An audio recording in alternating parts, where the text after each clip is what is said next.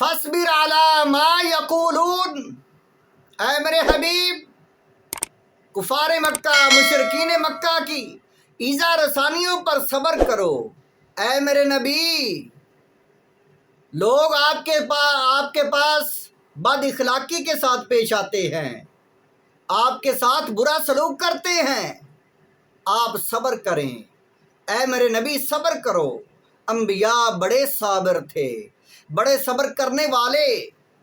لوگوں نے نبیوں کو جادوگر کہا، لوگوں نے نبیوں کو پاگل کہا، لوگوں نے بہت بہت برے الفاظ بولے اور بہت سے نبیوں کو شہید کر دیا۔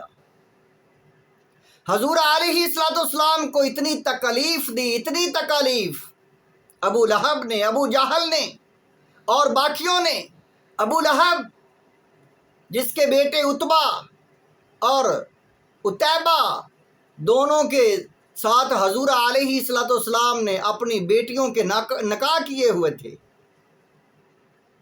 ابو لہب نے حضور علیہ السلام کو اتنی تکلیفیں دی، دونوں بیٹوں کو حکم دیا کہ یہ حضور کی بیٹیوں کو طلاق دے دیں، اور حضور علیہ السلام کو برا بلا کہا۔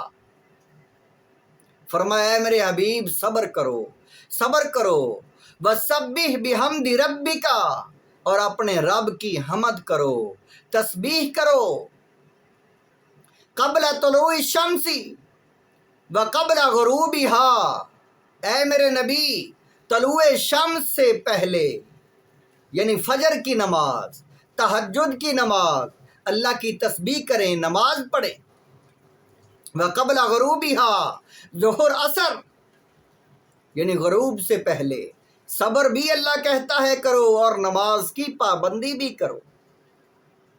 وَمِنْ أَنَاءِ اللَّيْلِ فَسَبِّحْ وَأَطْرَافَ النَّهَارِ لَعَلَّكَ تَرْضَىٰ، اے میرے حبیب رات کے وقت، رات کی گھڑیوں میں اللہ کی تسبیح کرو اور دن کے کناروں اللہ کی تسبیح کرو تاکہ تم راضی ہو جاؤ۔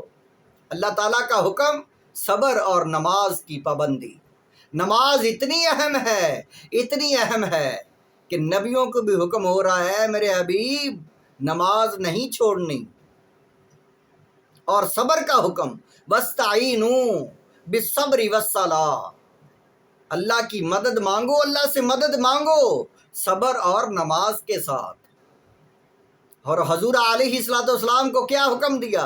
اے میرے حبیب نماز، اللہ کی تسبیح، اللہ کی پاکی، اللہ کا ذکر کرو اور صبر کرو، اور اسی میں اللہ کی مدد ہے، اس طریقے کے ساتھ ہی اللہ کی مدد ہوگی۔